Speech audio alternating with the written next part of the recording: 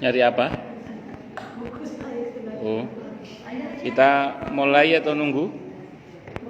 Mulai aja ya. Baik. Assalamualaikum warahmatullahi wabarakatuh. Bismillahirrahmanirrahim. Alhamdulillahi rabbil alamin. Wa bihi nasta'inu ala umurid dunya waddin.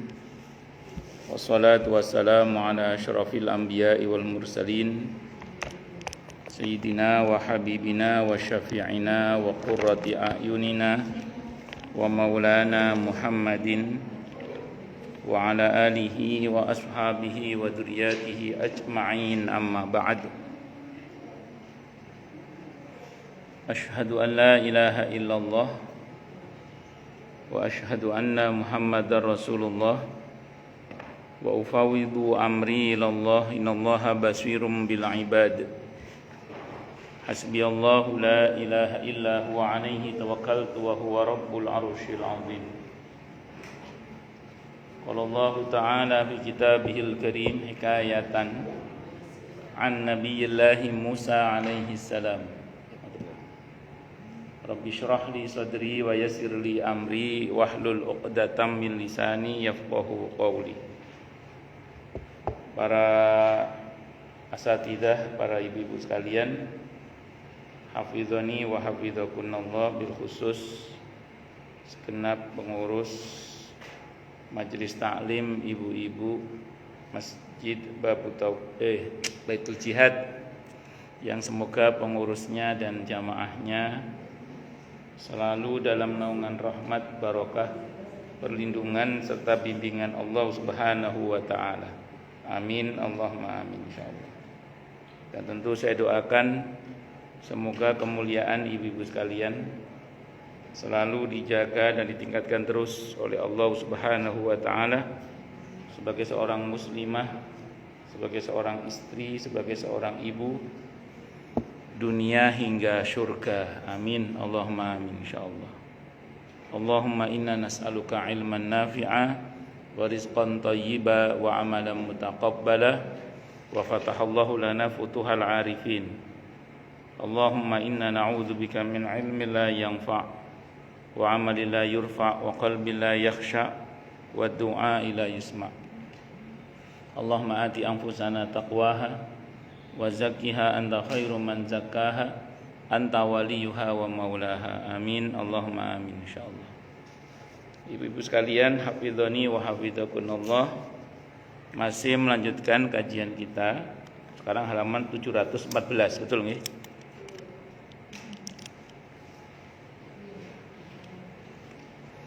Para pemberi syafaat, betul ya?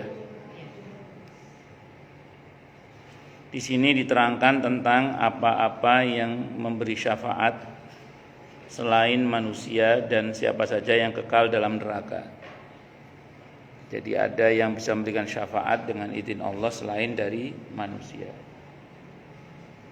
Menurut penuturan Ibnu Mubarak rahimahullah, dia berkata telah mengabarkan kepada kami Rushdin ibn Sa'ad dari Yahya dari Abu Abdurrahman al-Khatali dari Abdullah ibn Amr ibn al-As radhiyallahu anhuma dari Nabi kita Muhammad sallallahu alaihi wasallam. Beliau bersabda, "Inna syiyama wal Qur'ana yashfa'ani lil 'abdi." Inna syiyama, sungguhnya puasa, wal Qur'ana dan Al-Qur'an, yashfa'ani, keduanya memberikan syafaat lil 'abdi, bagi seorang hamba. Yaqulu siyamu, puasa berkata, Rabbi, wahai Rabbku, mana'tuhu at-ta'am, aku telah menahan dia dari makan, wa syurba, dan minum, wa syahawati, dan aneka syahwat, binahari, di waktu siang, fasyafi'ni fihi, maka izinkanlah aku memberikan syafaat kepada orang ini.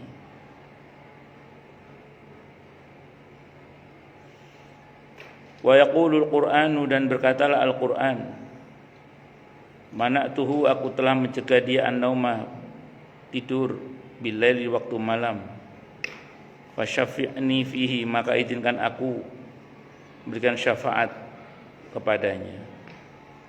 Fayashfa'ani, maka keduanya pun diizinkan oleh Allah untuk memberikan syafaat. Jadi kalau menurut riwayat yang pernah saya pelajari yang lain, ini kejadiannya di Mizan. Kejadian di Mizan. Jadi di Mizan itu ceritanya yang bersangkutan ini timbangan kebaikannya kurang. Kalau yang saya pernah baca di riwayat yang lainnya, timbangan kebaikannya kurang, maka datanglah puasa, datanglah Al-Quran untuk memberikan syafaat, dan diizinkan oleh Allah untuk memberikan syafaat.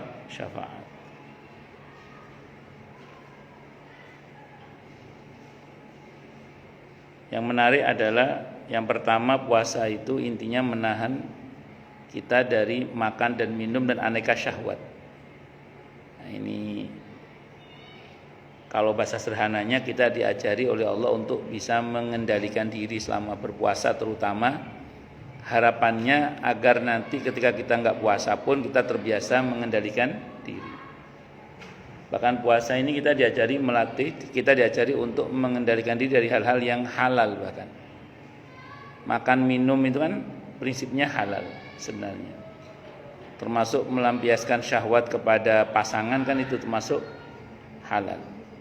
Tapi di siang hari di bulan Ramadan kita dilatih untuk bisa menahan diri, seolah-olah kita ini dididik oleh Allah, lawong menahan diri dari yang halal aja bisa, mosok nggak bisa menahan diri dari yang haram, kira-kira gitu. Terus yang kedua, Al-Quran. Kata Al-Quran, aku telah menahan dia dari tidur di waktu malam. Kalau bahasa sederhananya, orang ini telah menahan kantuknya demi membaca saya, kalau bahasa kita ya. Dan menarik, Al-Quran menggunakan kata menahan tidurnya.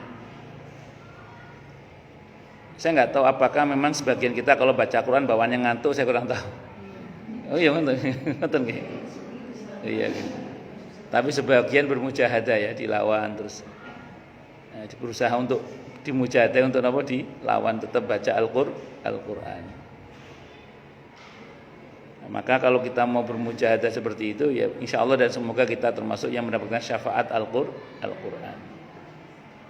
Walaupun syafaat puasa dan syafaat Al-Quran itu sebenarnya tidak hanya nanti di akhirat sebenarnya. Kok bisa begitu Ustaz? Ya, satu, Ibu kalau pernah membaca tafsir surah Al-Baqarah ayat 153. Maaf, kemarin sini masuk enggak air, Bu? Mas, betul nggih? Alhamdulillah. Bu Ici masuk rumah? Ayo. Bu Eka masuk? Alhamdulillah. Bu Ici yang masuk. Oh.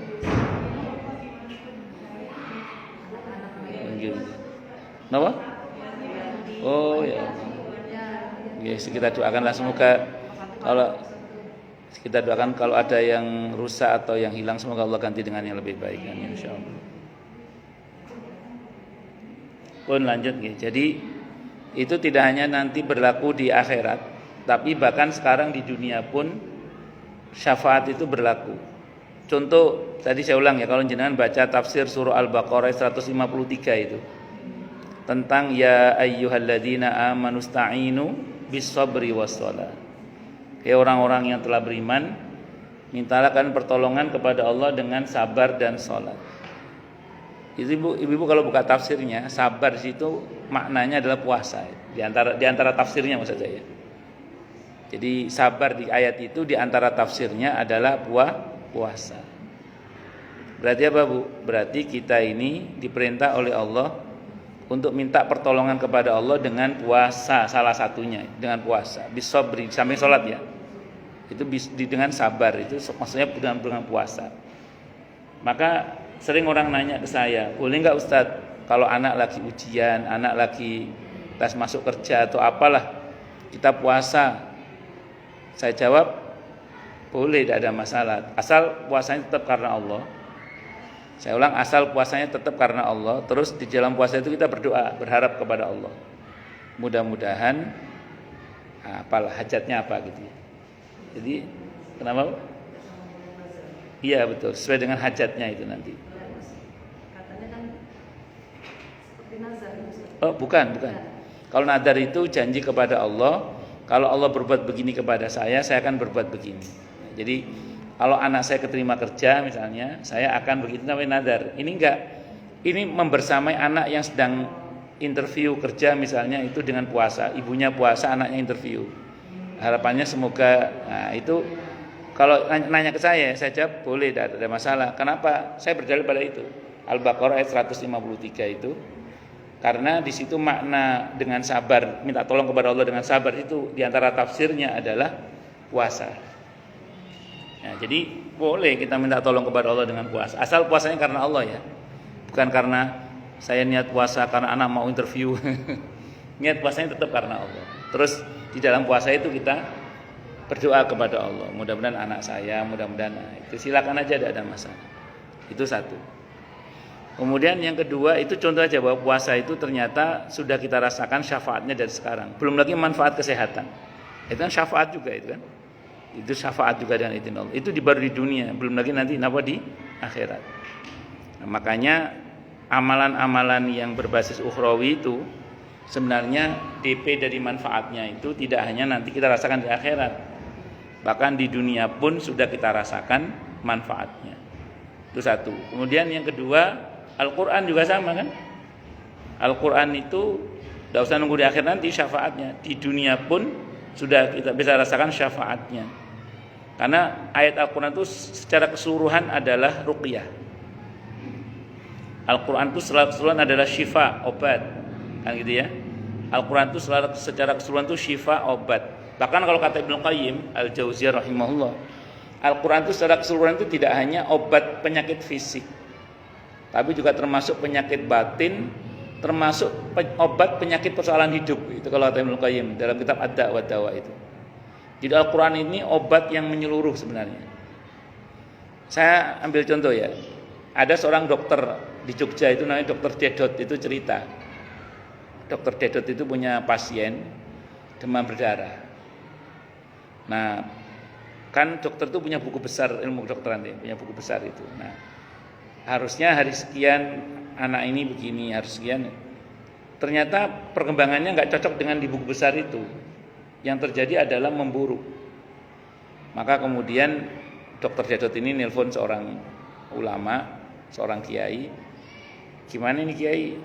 Ini pasien saya kok nggak sesuai dengan yang harusnya terjadi menurut ilmu kedokteran saya.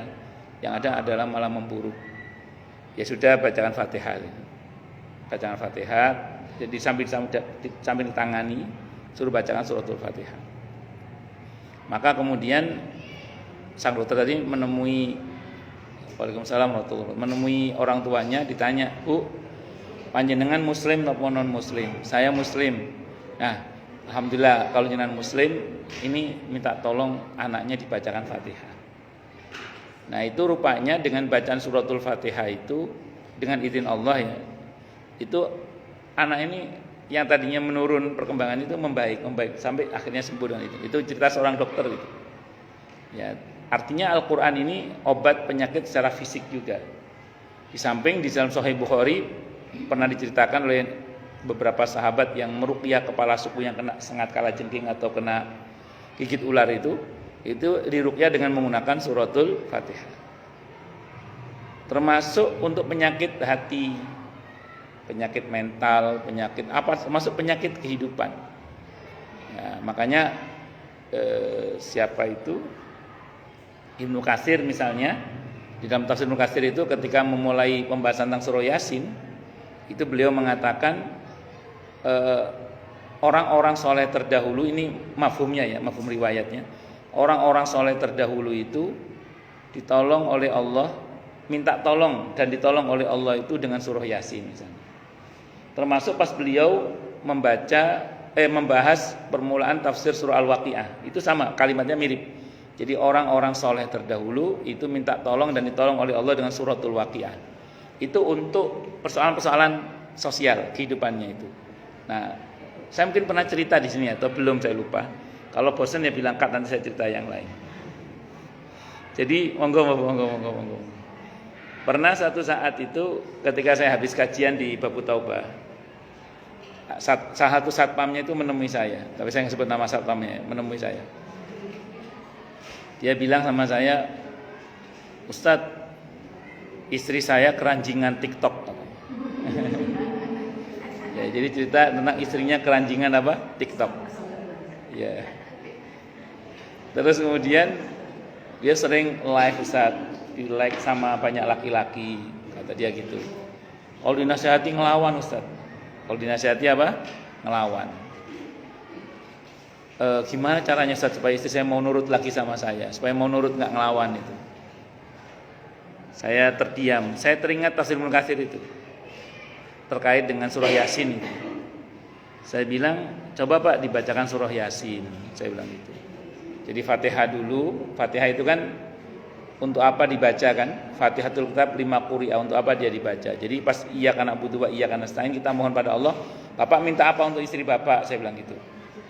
Terus Bapak baca surah Yasin. Saya sebutkan bahwa orang-orang soleh terdahulu itu diminta tolong dan ditolong oleh Allah itu dengan surah Yasin. Akhirnya beliau nanya ke saya, berapa kali Ustadz? Wah, pakai berapa kali? Lawannya TikTok ini berapa kali ya? Saya bilang coba 9 kali Pak, saya bilang gitu. Tapi ini nggak harus ya, saya cuma ngomong asal mangap aja itu. 9 kali Pak, karena lawannya TikTok ini, saya bilang gitu. Dan tidak harus langsung dicicil aja, yang penting minta tolong sama Allah lah, saya bilang gitu. Itu saya sudah lupa, selang berapa waktu lah, sudah lupa saya kalau udah pernah ngajar itu. Suatu saat saya ngajar lagi di situ, Bapak ini pas piketnya Bapak itu kan, pas apa namanya, kan di rolling itu kan jadwal. Pas jadwal beliau, ya, pasti di shift pasti beliau. Terus beliau nemui saya, Ustaz, alhamdulillah, terima kasih. Kenapa Pak? Saya udah lupa itu. Yang kemarin Ustaz ajari itu, yang mana? Yang surah Yasin itu loh. Kenapa Pak? Alhamdulillah, istri saya sekarang nurut Ustaz. Istri saya sekarang nurut. Ya alhamdulillah, alhamdulillah. Ya, nanti itu silakan ibu-ibu kalau suaminya nggak nurut ya boleh pakai itu.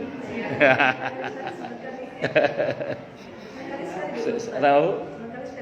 Enggak, bebas. Saya bilang bebas, terserah aja. Dan saya bilang nggak harus 9 kali, terserah berapa saja. Cuman karena ini lawannya TikTok paling nggak 9 kali lah saya bilang. Karena lawannya TikTok. Termasuk suratul Waqiah itu artinya apa? Pertolongan Allah melalui Al-Quran itu dengan, atau syafaat Al-Quran dengan izin Allah itu sudah terjadi sejak di dunia, sudah terjadi bahkan. Nah makanya kan kita ini kalau merujuk kepada apa yang Allah ajarkan dalam Al-Quran, itu kan ada banyak hal yang Allah ajarkan yang kalau kita baca itu sudah bisa kita rasakan di dunia ini. Seperti contoh misalnya terkait dengan apa yang Allah bilang dalam surah Al-Kahfi di ayat 39 tentang Masya Allah la quwata illa billah itu dalam salah satu kitab saya pernah baca, saya lupa ya, ini kutipan sebagian para mufassir lah ya. Nabi Musa itu pernah bertanya kepada Allah begini, ya Allah, kenapa engkau berikan hamba sesuatu yang di luar harapan hamba, melebihi harapan hamba? Ya Allah, kenapa engkau beri hamba sesuatu yang melebihi harapan hamba? Kata Allah dalam hadis qudsi itu, tapi ini kutipan mufassir ya, sebagian ulama yang pernah saya baca itu. Kata Allah, ya karena kamu sering mengucap Masya Allah la quwata illa billah. Itu kan ada di surah Al-Kahfi ayat 39 itu kan. Itu kan berkenaan dengan ucapan seseorang di zaman Dzulqarnain kan. Zaman Dzulqarnain itu Nabi Musa mengamalkan. Itu membaca Masya Allah la quwata illa billah, yang dengan izin Allah Nabi Musa itu mendapatkan keutamaan, mendapatkan anugerah dari Allah sesuatu yang melebihi dari harapannya. Itu Nabi Musa alaihissalam. Dan kita ayat itu ada dalam surah Al-Kahfi di Al-Quran kita. Dan itu Nabi perintahkan, sehingga saya hadis riwayat At-Tirmidzi kan, agar kita membacanya, yaitu Masya Allah la quwata illa billah. Masya Allah aja Ustaz, tidak apa-apa. Cuman kalau yang di Al-Kahfi itu Masya Allah la quwata illa billah. Kalau di At-Tirmidzi hadis yang pernah saya baca itu juga Masya Allah la quwata illa billah. Nah ternyata saya pernah mendengar penjelasan Syekh Mutawalli Asy-Sya'rawi rahimahullah, monggo. Assalamualaikum warahmatullahi wabarakatuh, monggo Bu. Beliau ini pakar tafsir di Mesir ya, 27 jilid kitab tafsirnya seingat saya. Nah beliau itu menerangkan, orang kalau melihat nikmat terus yang ucap Masya Allah la quwata illa billah, Maka pertama orang yang diucapi Masya Allah la quwata illa billah itu nikmatnya ditetapkan oleh Allah, dan kita pun bisa mendapatkan nikmat yang sama dengan orang yang kita ucapi Masya Allah la quwata illa billah. Artinya ucapan itu kan Al-Quran ya. Dan nunggu akhirat nanti, di dunia pun kita sudah bisa merasakan manfaat itu insya Allah. Itu Masya Allah la quwata illa billah. Dan pengalaman beberapa orang yang nyalon lagi itu apa, jadi anggota DPR lagi atau nyalon pilkada atau nopo. Beberapa orang yang sebelumnya jadi itu nyalon lagi, itu kalau baca Masya Allah la quwata illa billah itu rata-rata kok jadi lagi. Rata-rata. Bukan nyalon ke salon, itu bukan nyalon.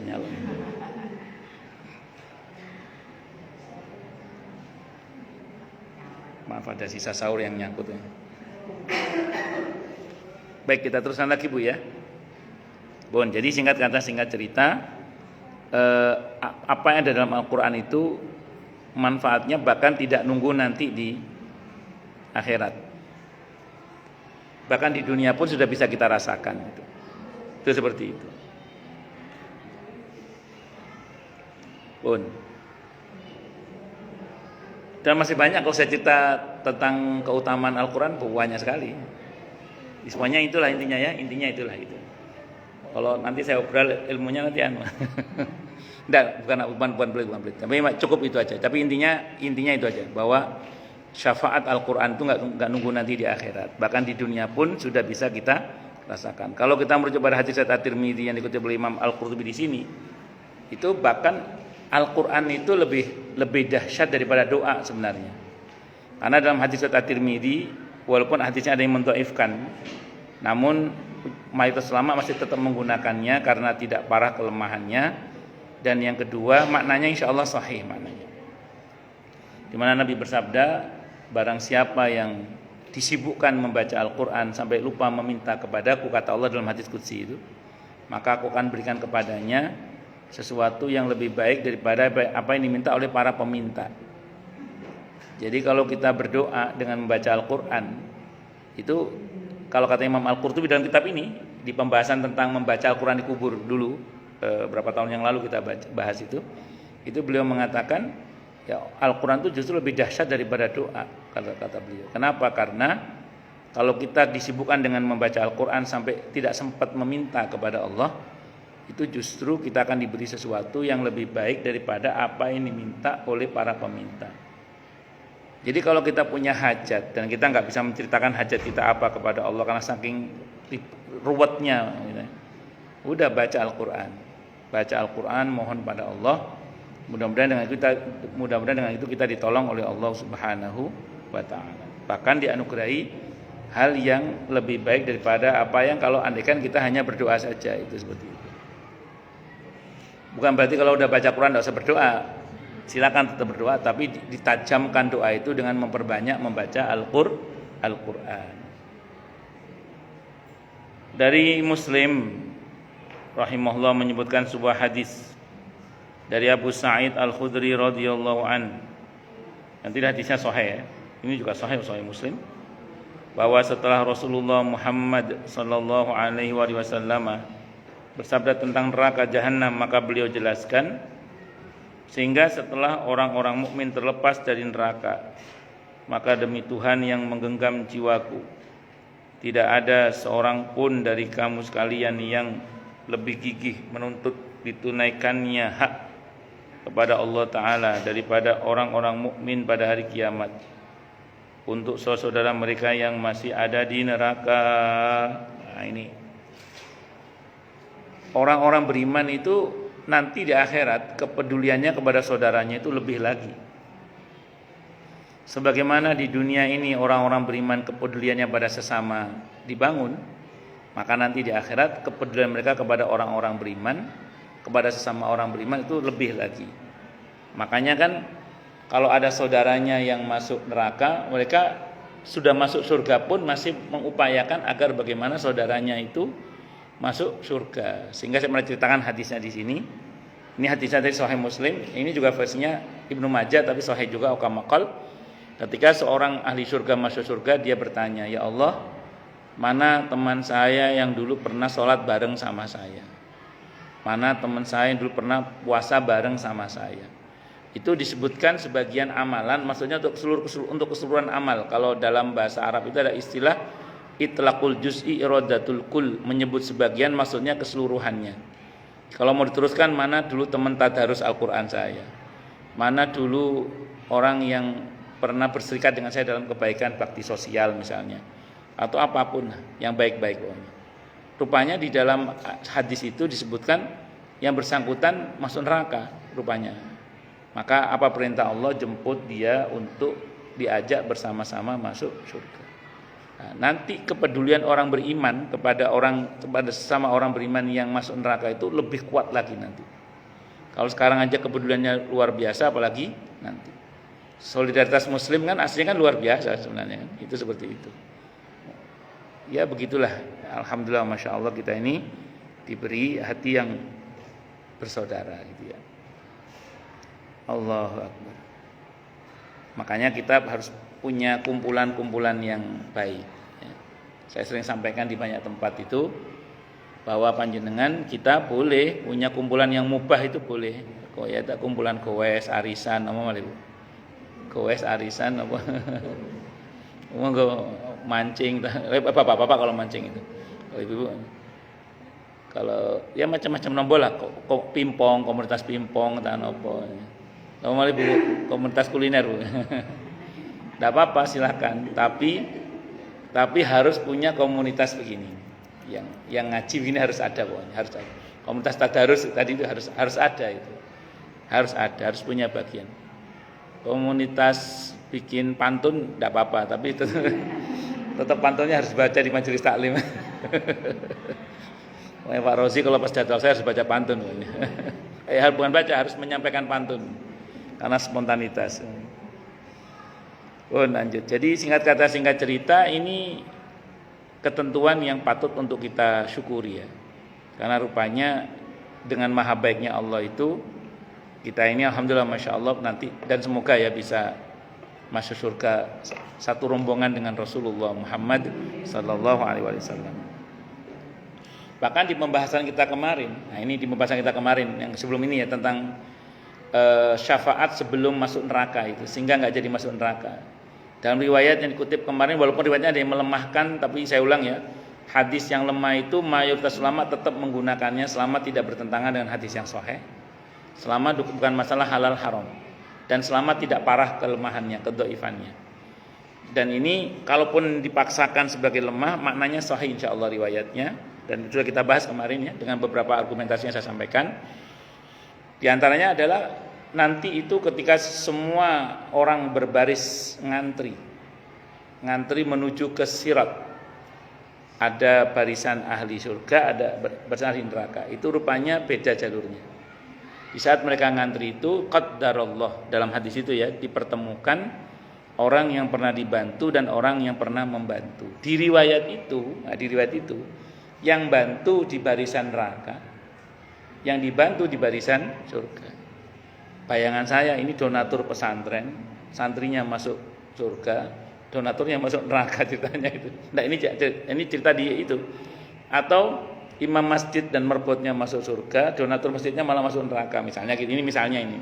Tapi di waktu itu memang begitu ceritanya. Jadi ceritanya yang bantu ini di barisan masuk neraka. Ceritanya loh ya. Terus kemudian kata orang yang dibantu, ketemu kan bahasa kita, loh Pak jenengan, ya gitu, Bapak gitu, atau loh Ibu, loh masih kenal saya kan? Ya karena dia kusut, tidak ingat kan, karena mau masuk neraka kan kusut. Kata orang yang ditanya itu, kamu siapa? Saya dulu santri yang Ibu bantu itu loh. Saya pengurus masjid yang masjid saya Ibu bantu itu loh. Saya ustadz yang dulu Ibu bantu apa gitu misalnya. Atau siapapun lah orang-orang baik, nggak cuma ustadz santri, siapa aja lah orang-orang baik. Ibu kan yang pernah bantu saya. Terus kalau bahasa kita, uyo, di hati saya nggak ada uyo, itu modifikasi. Gitu. Tapi kira-kira gitu. Nah, akhirnya orang ini nangis, orang yang masuk surga itu nangis. Ya Allah, saya ini masuk surga ini karena bantuan beliau loh ya Allah. Dulu beliau yang bantu saya mengadakan mushaf untuk saya. Maaf ya, aduh. biasalah ada banyak nyangkut.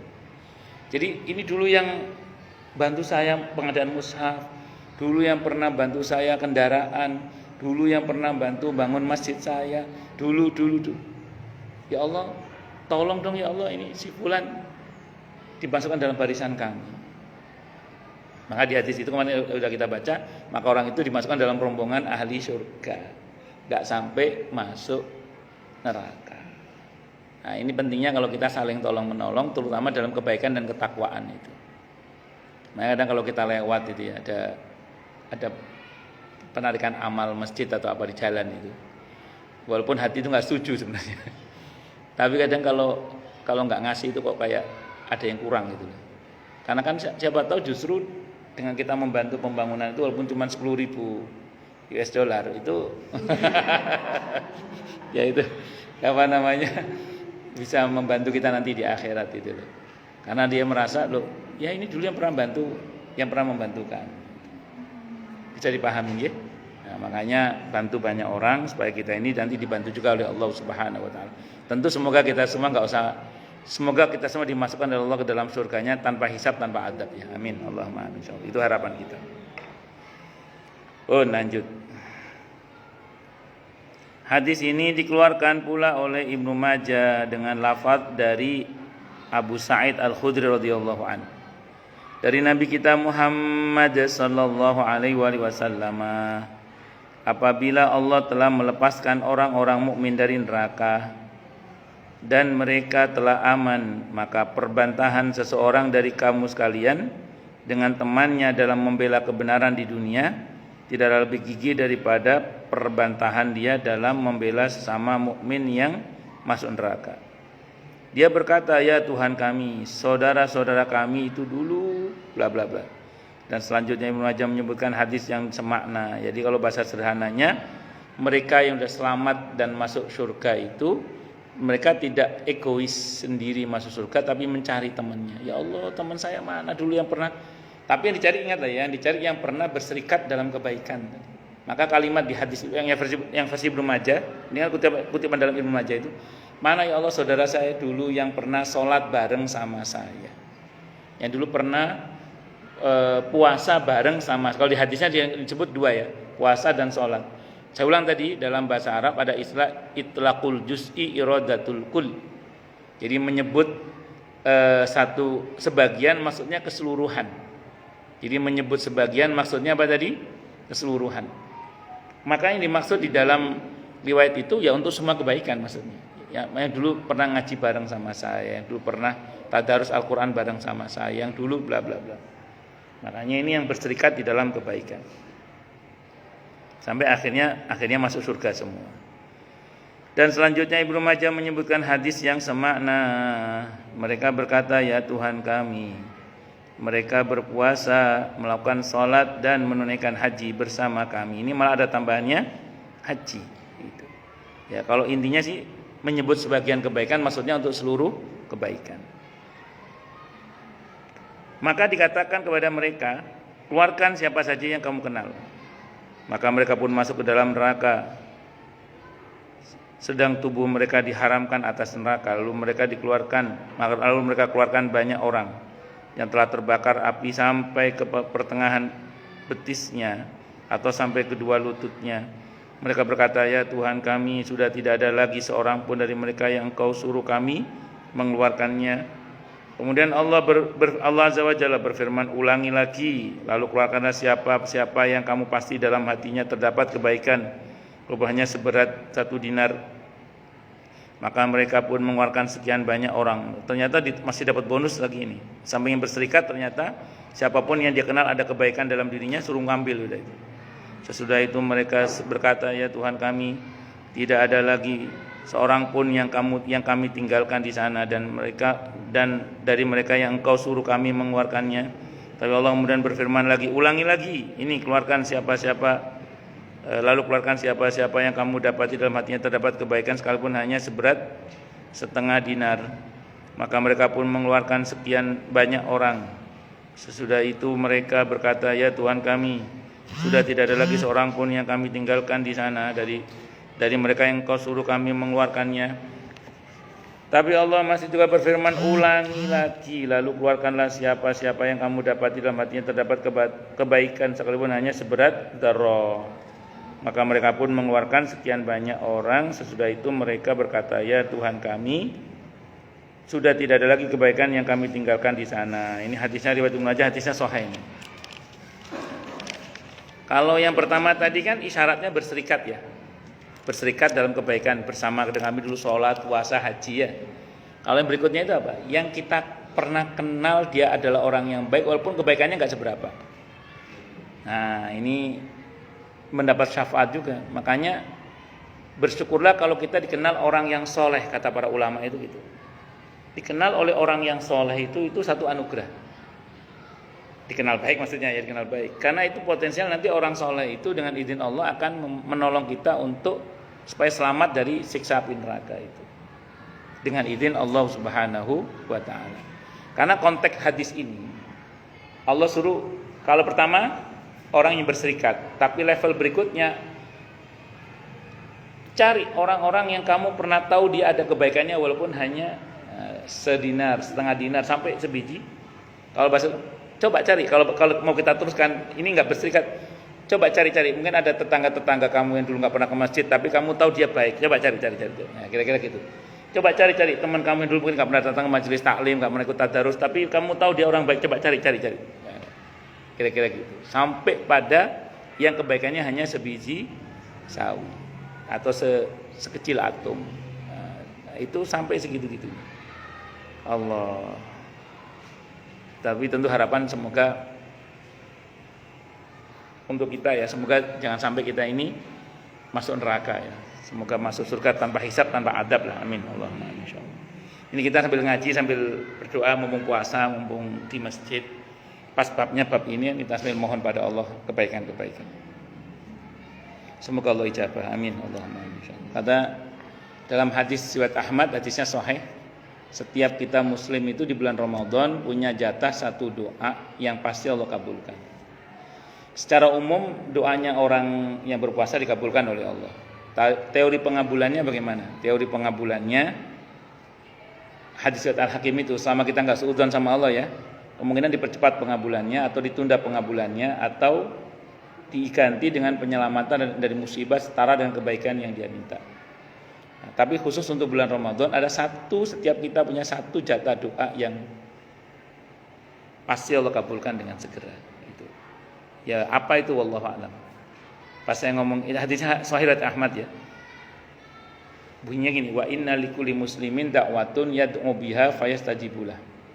Dan bagi setiap muslim ada satu jatah doa yang dia berdoa dengan satu doa itu, maka fa itu berarti langsung ya. Maka Allah pasti akan segera kabulkan. Makanya omong di bulan Ramadan hati-hati, takutnya itu yang dipilih oleh Allah. Makanya minta yang baik-baik. Karena kita punya jatah satu doa yang pasti Allah segera kabulkan. Ada jamaah saya yang ngomong gini saya kalau gitu selama bulan Ramadan mintanya satu aja Ustaz. Apa itu Bu? Semoga semua doa saya dikabulkan oleh Allah. Ya wis terserah. Semoga semua doa saya dikabulkan oleh Allah. Ya terserah jenengan lah saya bilang. Makanya ini kita sambil ngaji sambil berdoa sama Allah nggih, sama Allah. Ini mumpung kita di bulan yang diberkahi oleh Allah, fokus sama Allah. Bukan berarti tidak boleh beraktivitas duniawi. Yang pesanan nastar banyak enggak apa-apa, tenang aja. Cuman fokus ukhrawinya harus lebih, terutama di dalam bulan Ramadan. Itu seperti itu. Lanjut. Abu Sa'id Al-Khudri radhiyallahu an berkata,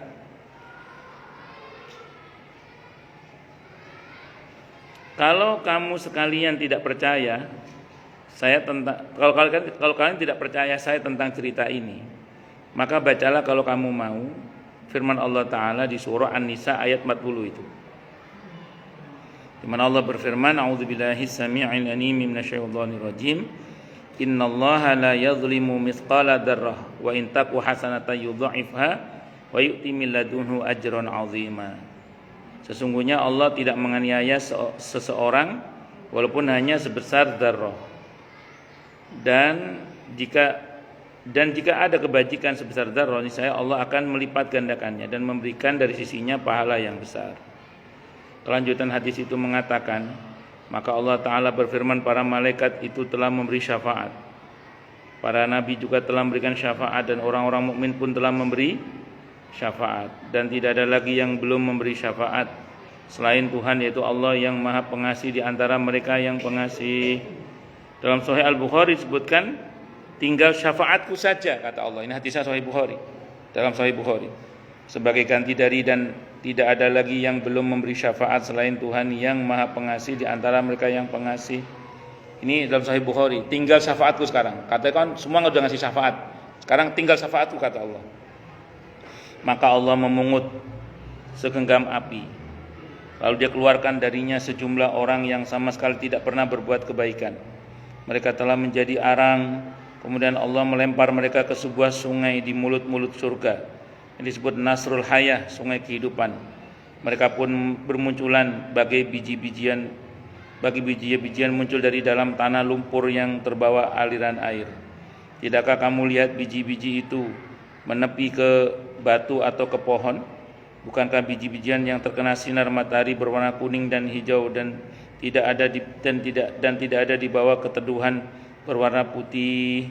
Para sahabat berkata, ya Rasulullah, agaknya engkau pernah menggembala di pedalaman. Rasulullah SAW bersabda, begitulah mereka muncul bagaikan mutiara. Di leher mereka ada stempel ahli surga.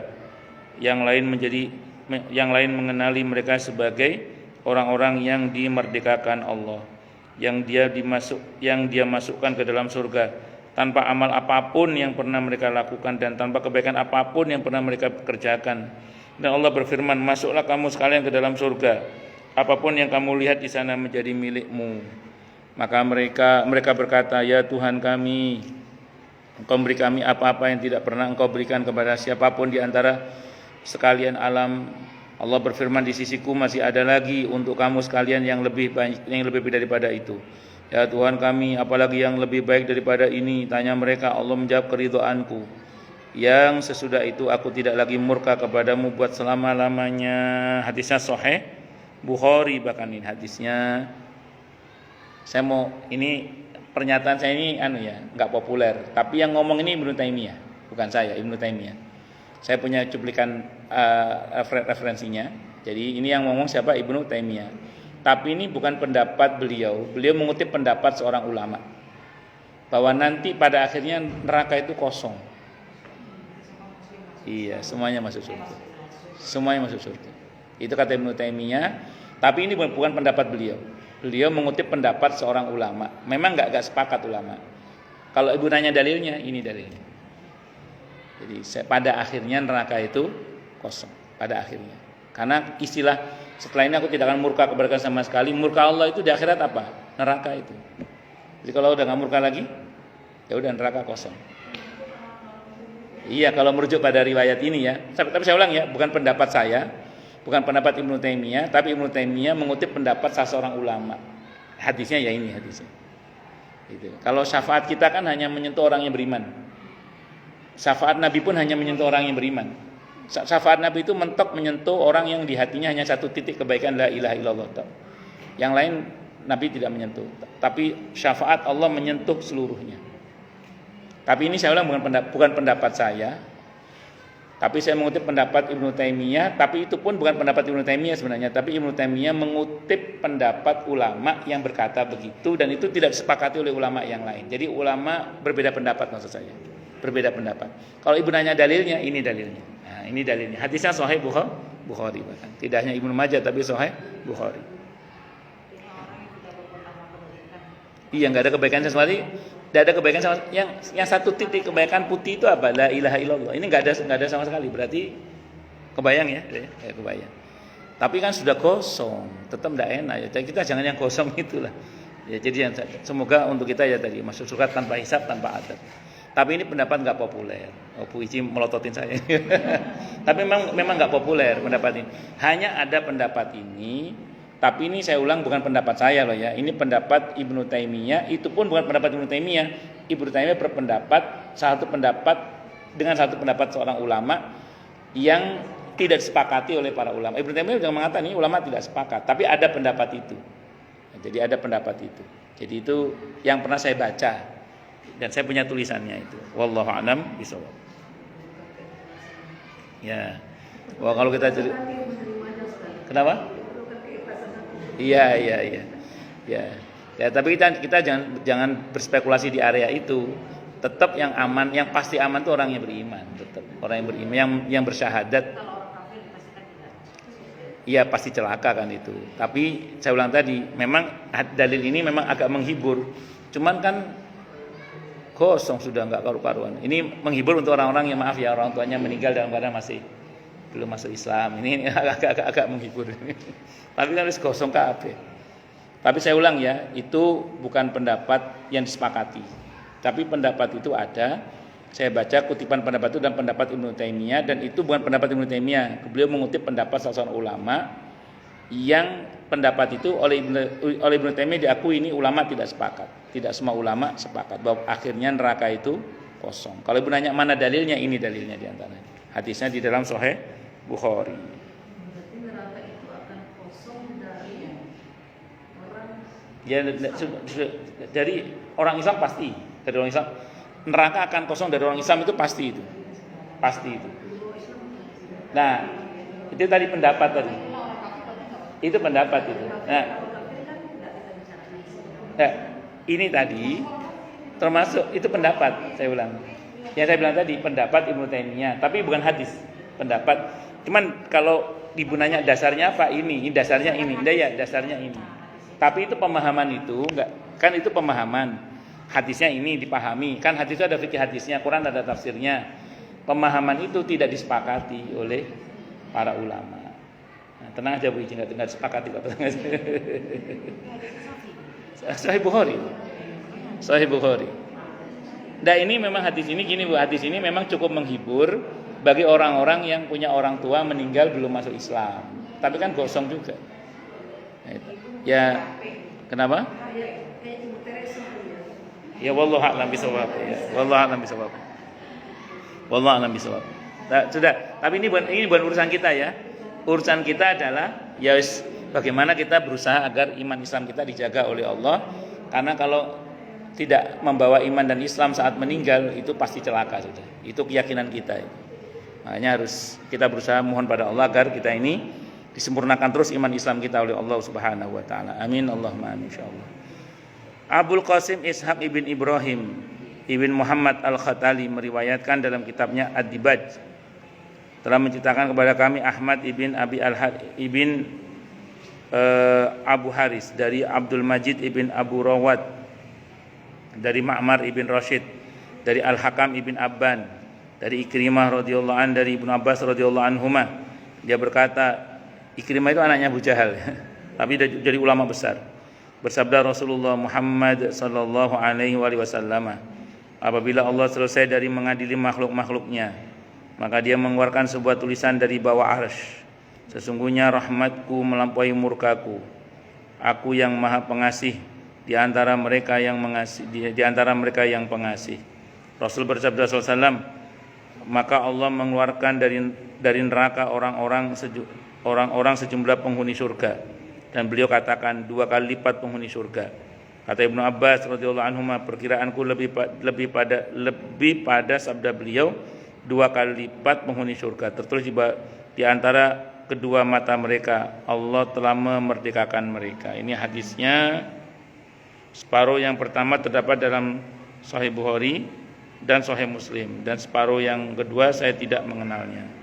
Wallah, yang terakhir perkataan Ibnu Abbas itu berarti yang enggak tahu. Tapi yang pertama itu ada dalam Sahih Bukhari dan Sahih. Hadisnya Sahih lah ini Bu hadisnya. Tapi terlepas dari itu Bu ya. Dan saya mau sampaikan saja bahwa itulah maha kasih sayangnya Allah ya. Itulah maha kasih sayangnya Allah Subhanahu wa taala. Itu adalah maha adilnya Allah Subhanahu wa taala. Dan yang perlu kita garis bawahi adalah bahwa rahmat Allah itu mengalahkan murkanya. Maka kalau kita ini berbuat dosa, itu kan mengundang murka Allah. Tapi kalau secara bersamaan segera kita susul dengan perbuatan yang mengundang rahmat Allah, itu yang turun bukan murka tapi rahmat. Contoh apa? Taubat misalnya. Segera beristighfar misalnya. Atau segera menyusul keburukan dengan kebaikan-kebaikan misalnya. Maka itu semua bisa menetralisir murka Allah. Makanya kalau kita merasa sudah berbuat salah, itu jangan jangan menunda untuk segera beristighfar, tobat minta ampun kepada Allah. Misalnya contoh ya, kita ngobrol dengan teman gitu, perasaan tadi ada yang nggak bener deh, astagfirullah. Itu jangan nunda, jangan malas beristighfar.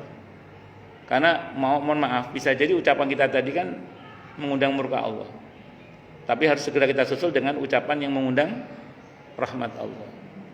Contoh ya, misalnya tadi kita ditanya orang, "Mbak, piye kabare, Mbak?" "Iya lagi anu." Misalnya lagi ya.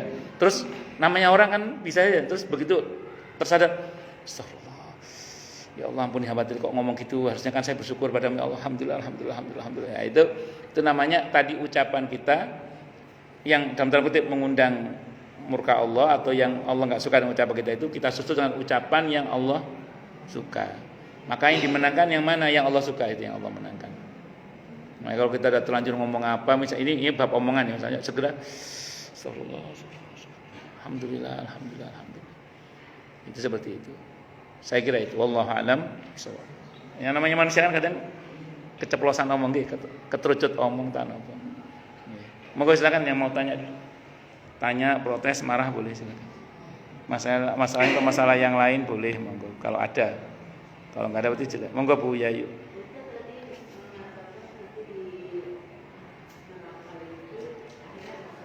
Itu salah satu pendapat ulama yang dikutip oleh Al-Imam Ahmad Ibnu Taimiyah rahimahullah. Tapi tidak disepakati pendapat itu nggih.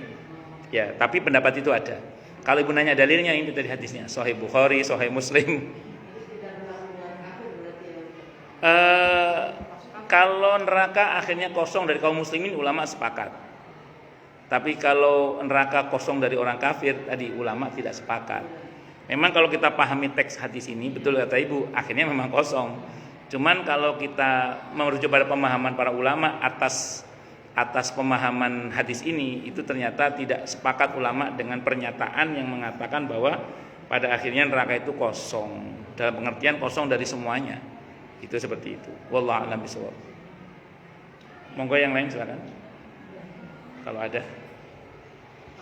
Nggih, Bu. Kalau ada nazar Nggih. nazar itu mungkin harus berlaku seumur hidup. Contoh Ustaz. Aku sih suamiku ya Ustaz. Nggih. Berhenti merokok. Terus Alhamdulillah aku punya anak perempuan gitu dulu. Alhamdulillah aku punya anak perempuan. oh, jadi juga ya. Berhenti merokok Ustaz, adalah puluhan tahun berhenti merokok. Ya. Terus merokok lagi. Oke.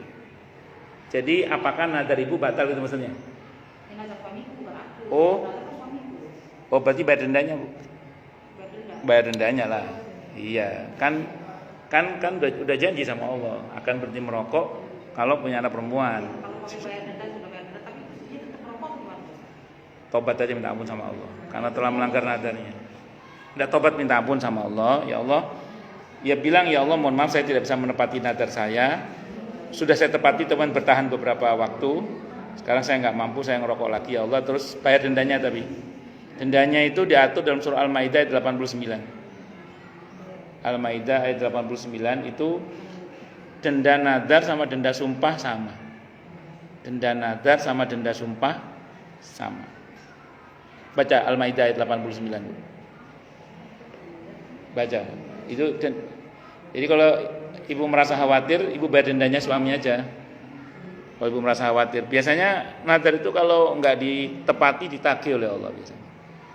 Makanya iya. Masalahnya dia mengucapkan itu katanya kalau kita selama-lamanya nggak merokok lagi gitu. Oh. Ya sudah, tepat bayar dendanya aja dan minta ampun sama Allah kalau tidak bisa menepati nadarnya, karena itu dosa. Tidak menepati nadar itu dosa. Jadi harus tobat, kemudian bayar dendanya. Tapi nggak cukup tobat karena ini jenis dosa yang harus bayar denda. Baca Bu terjemahnya. Siapa yang udah ketemu? Ayat 89. 89. Nggih.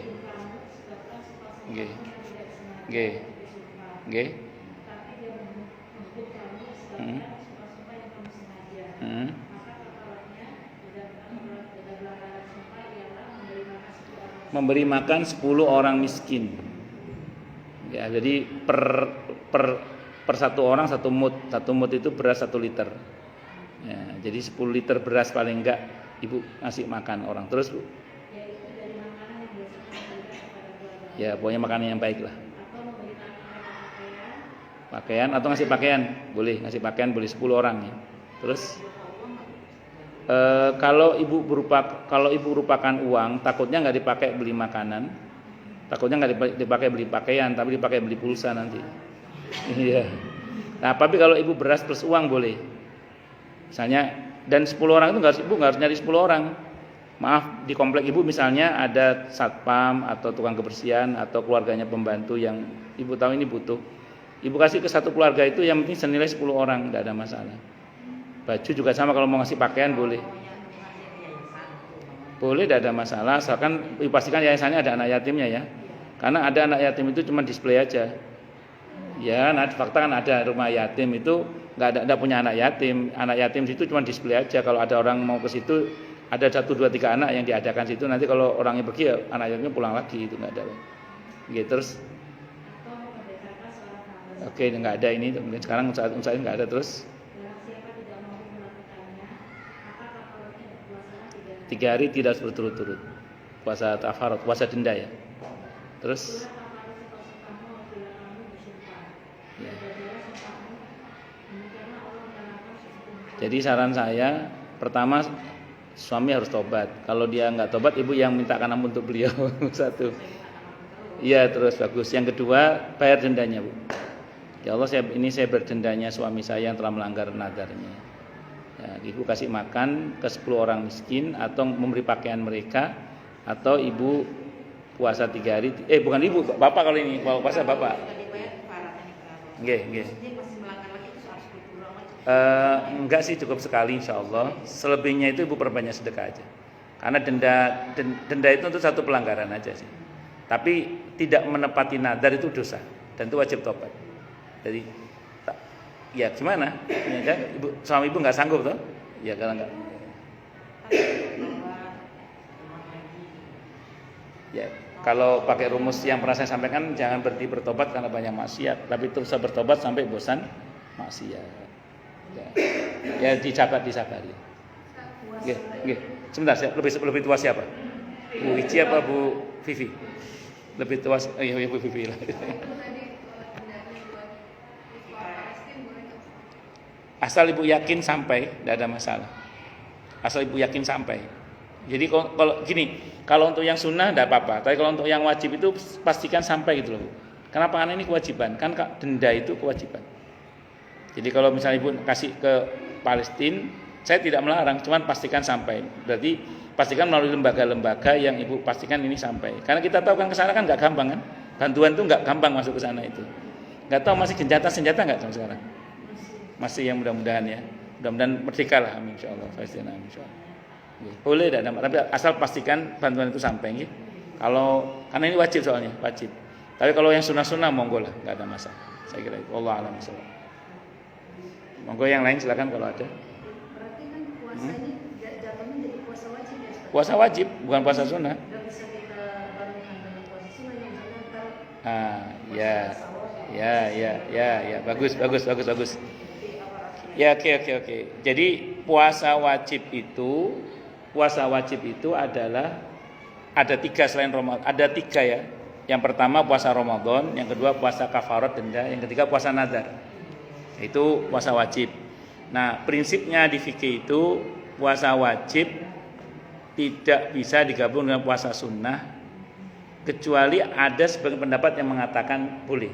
Jadi di fikih itu ada pendapat yang mengatakan boleh. Cuman saya termasuk yang memegang pendapat yang tidak boleh. Saya pribadi ya. Karena gini, kalau puasa sunnah itu nggak usah kita niatkan pun. Kalau kita puasa di hari yang dimana ada kesunahan, sudah diotomatiskan kita dapat pahalanya. Karena ada kaidah yang mengatakan gini, likuli waktin ibadatun, walikuli ibadatin waktun. Setiap waktu itu ada ibadah yang bisa dikerjakan, setiap ibadah ada waktunya. Contoh, saya puasa, misalnya ibu tadi puasa kafarat gitu ya, pas hari Senin. Niat puasa kafarat aja udah. Nah, nanti dapat keutamaan puasa hari Senin, sudah diotomatiskan gitu. Jadi nggak usah khawatir. Itu kalau saya pribadi pilih pendapat memang nggak boleh digabung. Walaupun harus saya akui ada pendapat yang mengatakan boleh digabung antara puasa wajib kayak kafarot dengan puasa sunnah. Wallahu a'lam bishawab. Ada pendapat? Tidak harus berturut-turut, tidak harus berturut-turut. Boleh dicicil. Boleh.